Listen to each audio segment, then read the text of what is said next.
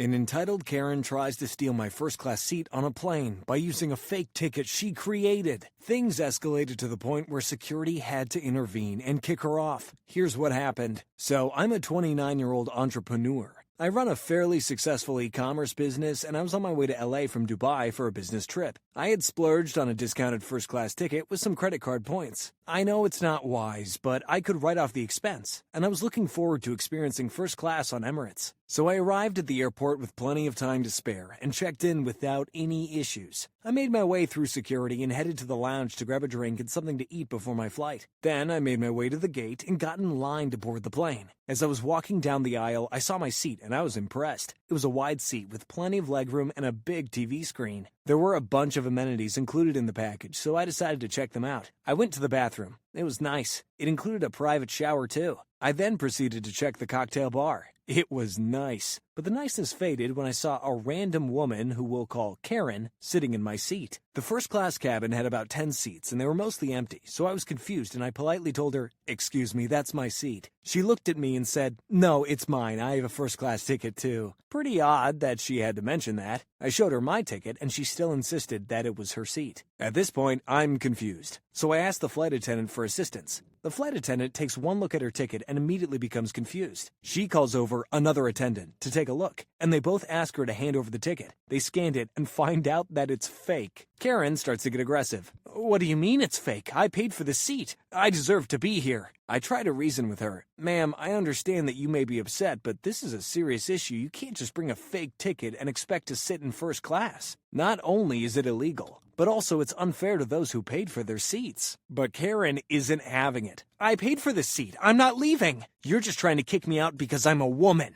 The flight attendants try to intervene. "Ma'am, we apologize for the confusion, but you'll need to leave the plane. We can't have someone with a fake ticket on the flight. It's not only illegal, but it's also a security concern. We can't take any risks." At this point, Karen starts losing it, screaming and swearing and arguing. "You can't do this to me. I have an important meeting to attend. I'm a VIP." The situation was getting out of hand. Karen was getting louder and more aggressive. The attendants were trying to calm her down, but she was not backing down. The captain's voice came over the intercom. "Ladies and gentlemen, we apologize for the inconvenience. We have a passenger who needs to be removed from the flight. Please, remain seated while security comes to escort the passenger off the plane." Security gets called, and they try to escort her off the flight, but Karen starts trying to hit the security guards, trying to resist being taken off the flight. It takes just 2 security guards to tackle and escort her off the flight. The flight attendants apologized to me for the inconvenience and offered me a complimentary drink and some snacks, but I was still shaken up by the whole incident. I couldn't believe that someone would actually bother causing a ruckus like this. It's just funny to me. I couldn't help but think about this lady. Why did she think she could get away with it? I ended up talking with the flight attendants about what happened. They were both shocked and amused by Karen's attempt to cheat a first-class seat with a fake ticket. We laughed at how ridiculous the situation was. I was so confused how Karen had managed to get past check-in with a ticket like that. The check-in system should have flagged the fake ticket as soon as it got scanned. I glimpsed at the ticket earlier, and to be honest, it looked pretty convincing, but it definitely can't bypass a check-in system. Emirates? Not sure how you let it slide. Also, just to mention, it's not clear what happened to Karen, but my guess is she got arrested or charged for something. I mean, can you even imagine trying to pull a scam like that and thinking you're not going to get caught? I'm sure she's banned from the airlines for sure.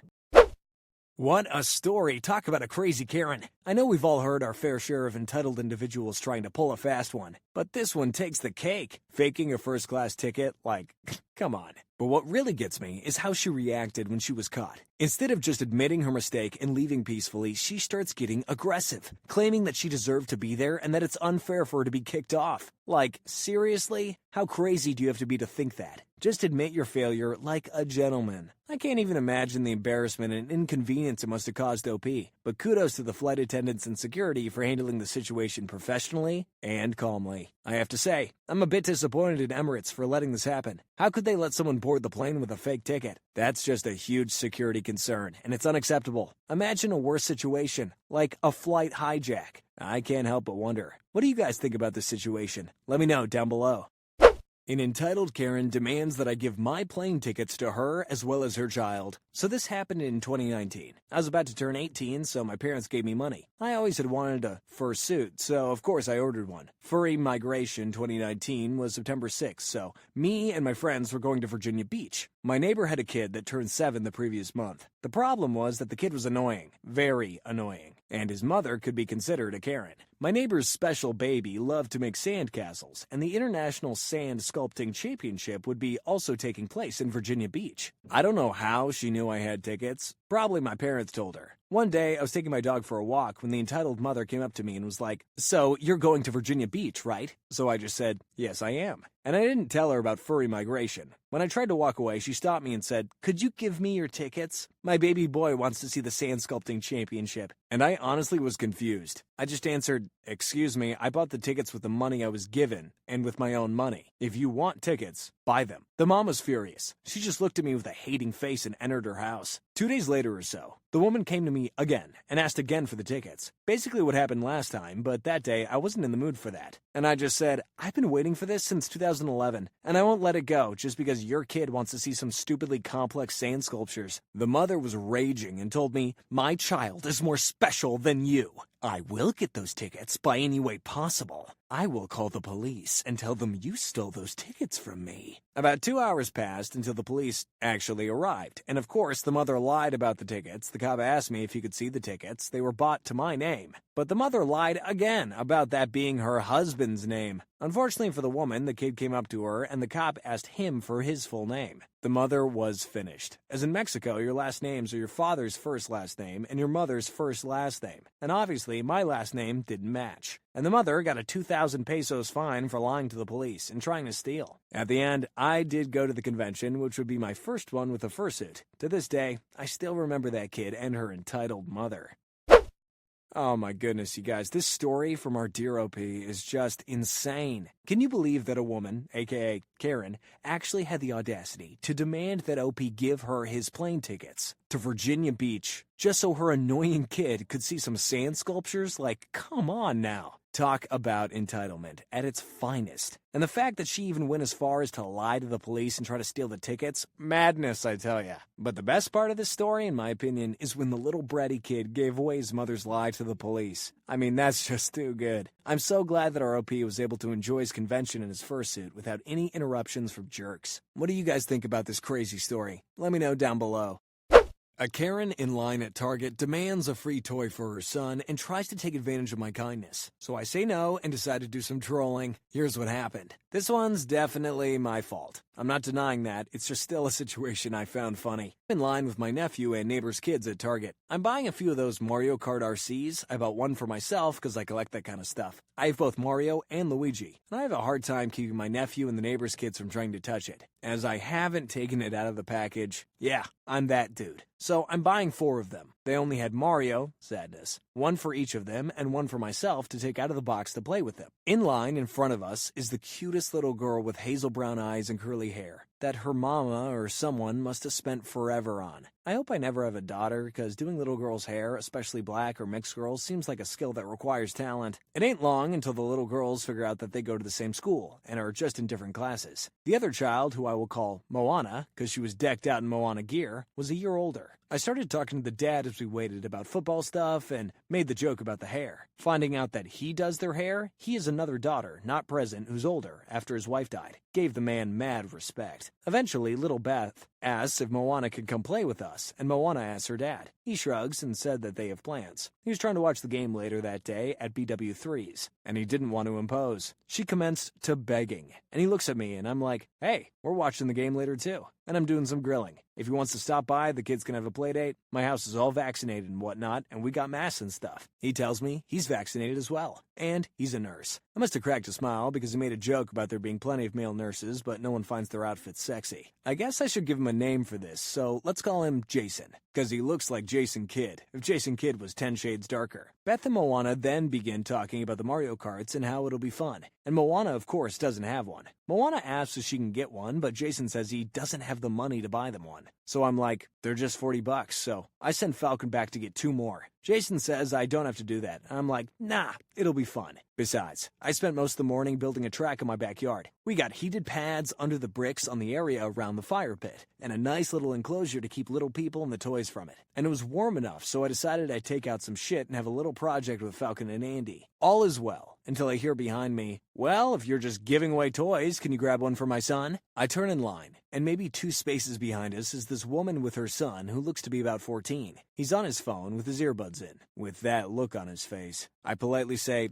"Sorry, ma'am, I'm all tapped out. This is my charitable contribution to my gremlin's happiness," I said, gesturing to Beth. I turn around and Jason shrugs. I think it's over for like a second, then I hear her scoff. "Oh, so you're just gonna get them something for free. But when I ask, it's can't help you. Didn't they ever tell you that it isn't right if you don't have enough for the whole class?" Now, I'm aware that I'm responsible here. I kinda advertised my willingness to spend money on a stranger, I get that. But that's my choice. It's my money. And technically, this is an investment in Beth's happiness because COVID has been really killer for her. She's been around us a lot, but being around her brothers and Andy all the time ain't exactly been fun for a girl. This little impromptu playdate seems very fortuitous to me, and I'm doing that. I kindly turn and tell her, "Hey, the kids know each other and they're gonna go hang out." I point to Jason and say that he may be new to me, but these two aren't new to each other. She gets mad and goes, "Oh, I know what this is. It's 'cause I'm white." And I look at her like, "Really?" Jason looks at her like, "Really?" And several other people turn and look at her. I then turn and look at her son, who's curly-haired, mocha-skinned. Obviously, that daddy is black. No doubts in my mind. So I'm sure I'm going to hear the, "Well, I'll have you know my husband is black." I want to say something, but Andy beats me to it. "Are you serious, lady? Like she didn't see them? My nephew Andy is white. Beth and Falcon are mixed. But look, white enough. Their mother is Native American, but they take after their dad, God rest his soul, who is the prototypical white guy. Blonde, blue eyes, pale skin, even had the dimples in his cheeks. Was an awesome dude, sorely missed. Point is, I obviously do not have an aversion to white people." She starts to throw a hissy fit and tells Andy that he's not allowed to take that tone with her. She's an adult. Andy, who has sat there with me while I binge-watch DBZ Abridged, does his best Gohan impression and says, "No, you are not." She then starts demonstrating, getting loud, waving her arms, trying to get other people involved. I see her son getting annoyed as fuck. Like, not this shit again. He looks so embarrassed. Eventually, it's Jason's turn at the register, and this woman is still going. We're ignoring her. Thankfully, she's now into it with other people in the line who dared to ask her to act her age. Falcon returns with the other Mario Karts, and he tells me that there we got lucky. There was only 3 left. I asked if there was still one on the shelf. He says yes, and I told him to go get it. Jason looks at me like, "Don't do it," because he think I'm just going to give this woman what she wants. But he just met me. He doesn't know I'm super petty about this kind of thing. There's one other child in line, a little Hispanic boy wearing a Mario shirt.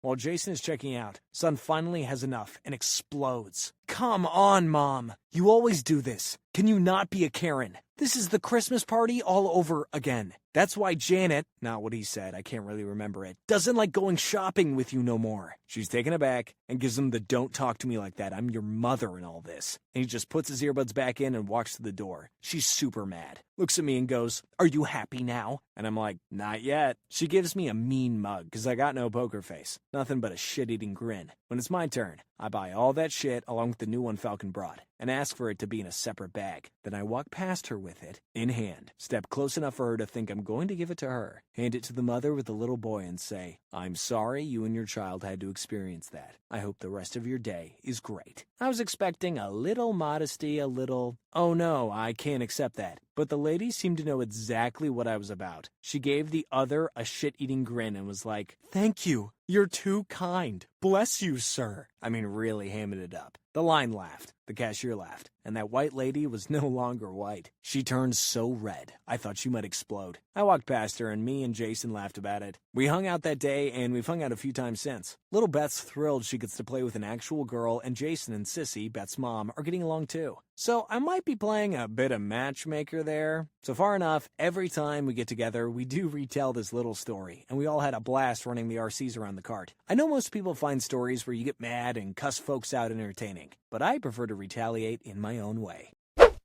Wow, this story's wild. I mean, I can understand being a little upset if someone's buying a bunch of things and you can't afford to buy something for your own kid, but this Karen takes it to a whole new level. Talk about entitlement. I mean, the fact that she asks if OP can buy her son a toy just because he bought some of the other kids is ridiculous. But you know what's more ridiculous? The story on screen, where Karen thinks OP is just a mall cop, but he's actually a real cop, and arrests her for being a jerk. You don't want to miss it.